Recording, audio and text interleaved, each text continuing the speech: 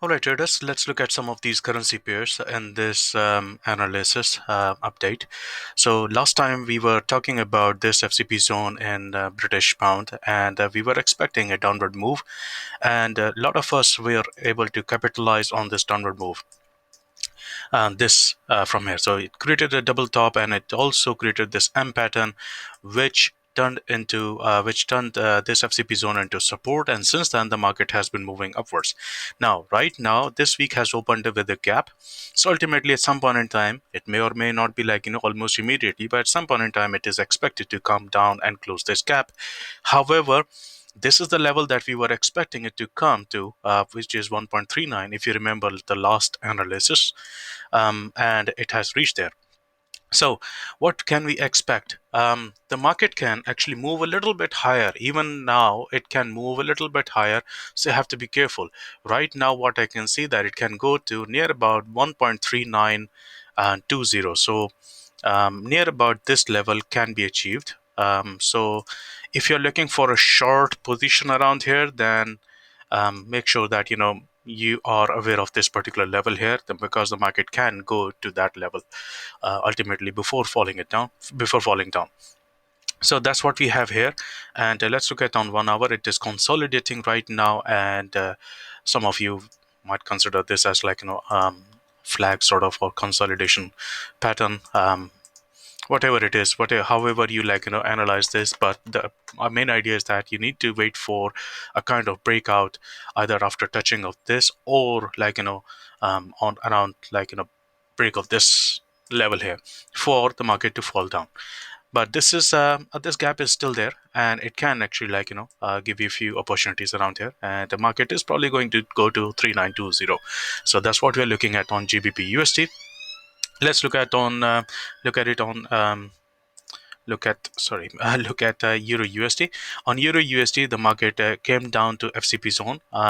We were expecting market to go down from this FCP zone, which never happened, and it actually violated this FCP zone. So now this FCP zone has turned into support, and this is the level that we have been monitoring. Remember, 1.2080, market came very close to it, turned into support, and it got pushed back up. So this is how it is looking right now. So what we have right now is kind of creating a double top at the around this level. So if you get an opportunity, then we can look for a short entry into this, but you have to be careful, because there's a bullish scenario that we looked into around this place. So what we will do is we'll put a zone around here, and if this zone is broken, then we are looking for a long entry, but obviously with stop losses and everything. Make sure you always follow your risk management in there. So that's what we have on 4 hour. On 1 hour, it is simply consolidating. The idea is that it is probably going to fall a little bit further down, and let's see where it can go to. So it can go to near about 1.21546, 546. So near about 1.21546. So around here, which is going to be, if it comes here, then it can be treated as a fake breakout. If it comes here and falls back in, then it can be treated as a fake breakout here. And the maximum it can go to is 1.21693, 1.21693. Yeah, that's the level. So what we can do is we can just plan something like this, like in steps, and then if that is also broken and we get a confirmation, then we'll go long. Otherwise, it is falling down from this zone right now. And let's look at 1 hour time frame. On 1 hour time frame, it can fall down to 1.21156. So 1.21256. So near about this level here.